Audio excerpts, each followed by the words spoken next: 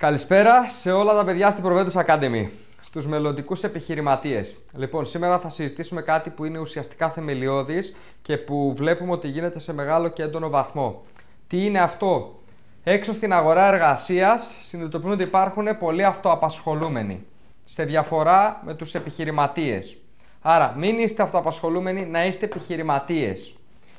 Τι σημαίνει αυτό και ποιες είναι οι διαφορές ενός αυτοαπασχολούμενου με έναν επιχειρηματία? Αν συμπεριλάβουμε ότι ο αυτοαπασχολούμενος είναι ένας one-man show, τι σημαίνει one-man show? Ότι όλα στην επιχείρηση του εξαρτώνται από αυτόνα. Δεν εμπιστεύεται εύκολα άλλους ανθρώπους, δεν πιστεύει ότι μπορούν οι άλλοι άνθρωποι να τον εξελίξουν και θεωρεί ότι αν λείπει αυτός από το κατάστημά του δεν μπορεί να λειτουργήσει.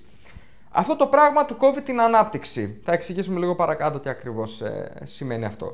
Κόβοντας την ανάπτυξη στο κατάστημά σου, κόβεις την ανάπτυξη στον ίδιο τον εαυτό και δεν μπορείς να εξελιχθείς. Άρα, αυτό σε κάνει να έχεις λίγους υπαλλήλους. Οι λίγοι υπάλληλοι παύλα εργαζόμενοι, τι δημιουργούν στον χώρο? Καμία υπεραξία. Καμία υπεραξία στην παροχή των υπηρεσιών τους, του προϊόντος κτλ. Άρα, φτάνουμε να έχουμε μια απόλυτη εξάρτηση η επιχείρηση από τον επιχειρηματία. Η επιχείρηση έχει πλέον απόλυτη εξάρτηση από τον επιχειρηματία αυτοαπασχολούμενο, δεν μπορεί να δώσει καμία βάση σε κανέναν εργαζόμενο και είσαι πάντα και παντού εσύ. Είναι αυτό το κλασικό που συμβαίνει συχνά και λες έρχονται αυτοί οι άνθρωποι γιατί είμαι εγώ, έρχεται αυτός γιατί είμαι εγώ, ο γείτονας γιατί ψωνίζω από το mini market της γειτονιάς του και πάει λέγοντας. Αυτό δεν ισχύει. Να γνωρίζετε ότι πουλάνε τα project, δεν πουλάνε τόσο οι μονάδες ανθρώπων. Τα project με μια σωστή ομάδα ανθρώπων είναι αυτό που μπορεί να σε εξελίξει. Θα φτάσουμε στο επιχειρηματικό σκέλος και θα σας εξηγήσω. Μειωμένη δημιουργικότητα. Έχεις μειωμένη δημιουργικότητα από την εξής κατάσταση. Έχοντας πάρα πολλά προβλήματα όντας one man show, το μυαλό σου έχει μπλοκάρει, δεν σε αφήνει να σκεφτείς και να παράγεις ιδέες για την επιχείρησή σου και πέραν αυτό δεν έχεις και τα χέρια για την ανθρώπινη δυναμική να το εξελίξεις και να παράγεις πράγματα για την επιχείρησή σου. Αυτό τι φέρνει? Έλλειψη ωραρίου. Τι σημαίνει έλλειψη ωραρίου? Έλλειψη του ελεύθερου χρόνου, όπως είπαμε προηγουμένως. Έλλειψη ωραρίου γιατί δουλεύεις όλη την ημέρα μέσα στο κατάστημά σου. Δεν έχεις ανοιχτό μυαλό για να δεις και να πάρεις ιδέες από έναν συναγωνιστή, έναν ανταγωνιστή, κάποιον στο εξωτερικό και πάει λέγοντας. Άρα η έλλειψη ωραρίου είναι ένα από τα πιο σημαντικά θέματα, μειονεκτήματα μάλλον ενός αυτοαπασχολούμενου. Και όλα αυτά φέρνουν στο αποτέλεσμα της απουσίας της διαφοροποίησης. Η διαφοροποίηση έχει απουσία. Δεν μπορείς να διαφοροποιηθείς από κανέναν. Είσαι εσύ με ένα μπλοκαρισμένο μυαλό, κολλημένος στις σκέψεις που ξεκίνησες και σε μια ρουτίνα που δεν μπορείς να βγεις μέσα από αυτήν. Το σημαντικότερο που πρέπει να κάνεις είναι να συγκεντρωθείς, να μπορέσεις να καταλήξεις και να κατανοήσεις πώς θα πας στο επόμενο σκέλος και ποιο είναι το επόμενο σκέλος.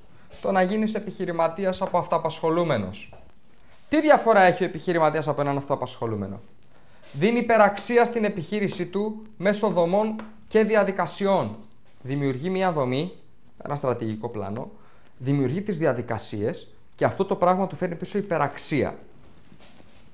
Αυτόνομη αλλά όχι ανεξάρτητη επιχείρηση.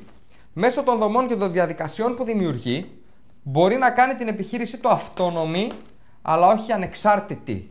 Χρειάζεται την παρουσία του, χρειάζεται το χρόνο του για να δημιουργεί δομές και διαδικασίες, να ελέγχει τις δομές και τις διαδικασίες που έχει ορίσει αυτός, έχει καταφέρει να την κάνει αυτόνομη, αλλά επουδενή λόγο δεν καταφέρει να την κάνει ανεξάρτητη. Βλέπει ο εκάστοτε επιχειρηματίας θέματα στρατηγικής και όχι της καθημερινότητας. Τι σημαίνει αυτό? Αυτά που είπαμε προηγουμένως για τον αυτοαπασχολούμενο. Δεν ρουτινιάζει με τα καθημερινά προβλήματα, σκέφτεται το πώς θα δημιουργήσει νέες στρατηγικές, βλέπει αναλύσεις τις οποίες δεν δουλέψαν οι υφιστάμενες στρατηγικές που είχε ορίσει, τροποποιεί, αλλάζει και είναι πάνω από την επιχείρησή του. Και γι' αυτό το λόγο δεν μπορεί να την κάνει ανεξάρτητη την επιχείρησή του. Θα φτάσουμε και στο κομμάτι των επενδυτών που καταφέρουν να κάνουν ανεξάρτητα και τις επιχειρήσεις και τα πάντα είναι ένα στάδιο λίγο παραπάνω. Αυξημένη δημιουργικότητα. Γιατί λοιπόν ο επιχειρηματίας σε αντίθεση με τον αυτοαπασχολούμενο έχει αυξημένη δημιουργικότητα? Γιατί έχει ελευθερώσει το χρόνο του, έχει πιο καθαρό μυαλό, έχει βάλει τη στρατηγική του να δουλεύει για αυτόν, άρα είναι ελεύθερος να παρακολουθεί και το συναγωνιστή και τον ανταγωνιστή και το τι συμβαίνει στα social σε άλλες χώρες κτλ. Παίρνει ιδέες, δημιουργεί ιδέες και έχει καθαρό μυαλό για να τα κάνει όλα αυτά. Άρα έχει ναι μεν πιεσμένο ωράριο, αλλά το ωράριο του είναι ελεύθερο. Δαπανάει πάρα πολλές ώρες μέσα στη μέρα, αλλά έχει την επιλογή όποτε νιώσει κουρασμένος να πει ότι εγώ 3 μέρες, 4, μία εβδομάδα θα λείψω να ξεκουραστώ, να γεμίσω τις μπαταρίες μου, να οργανωθώ, να ανασυγκροτηθώ και να βγω ξανά στην αγορά. Παράγει χρήμα μέσω ιδεών, οράματος και όχι με τον χρόνο του. Ο χρόνος του ναι μεν είναι εκεί για να ελέγχει τις δομές και να ορίζει τις διαδικασίες, αλλά δεν είναι ο χρόνος του που παράγει το χρήμα. Δεν δουλεύω 8 ώρες και πληρώνομαι πολύ καλά. Δεν δουλεύω 12 ώρες όπως αυταπασχολούμενος καλή ώρα εδώ, 12-13 ώρες και πληρώνομαι καλά. Παράγω χρήματα με τη στρατηγική και την ιδέα μου, όχι με το χρόνο μου. Λοιπόν, καλά τα είπαμε λοιπόν ως εδώ. Πρέπει τώρα να κατανοήσουμε πώς από αυταπασχολούμενος μπορεί να πας στον επιχειρηματία. Τι κάνει λοιπόν ο αυταπασχολούμενος? Ο αυταπασχολούμενος θέλει εργαζόμενους για να γίνονται οι βοηθοί του. Ο επιχειρηματίας βρίσκει εργαζομένους καλύτερους από αυτόνα, συνδυάζοντας μια στρατηγική, ένα στρατηγικό πλάνο για να δουλεύουν όλοι, ένα σύστημα καθοδηγούμενο από αυτόνα, για να δουλεύουν οι καλύτεροι από αυτόνα για αυτόνα. Πώς μπορούμε λοιπόν να το κάνουμε αυτό? Πρώτα απ' όλα, ο αυτοαπασχολούμενος πρέπει να αλλάξει mindset.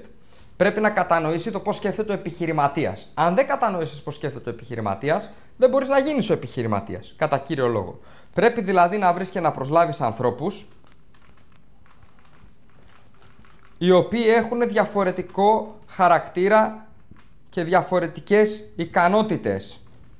Ο κάθε άνθρωπος θα σου δώσει μια διαφορετική ικανότητα. Ο κάθε άνθρωπος θα κερδίσει διαφορετικό κοινό.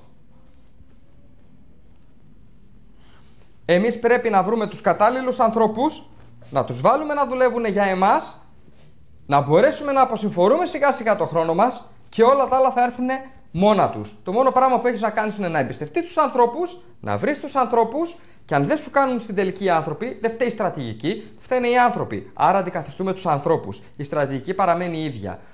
Ξεκίνα να το κάνεις αυτό.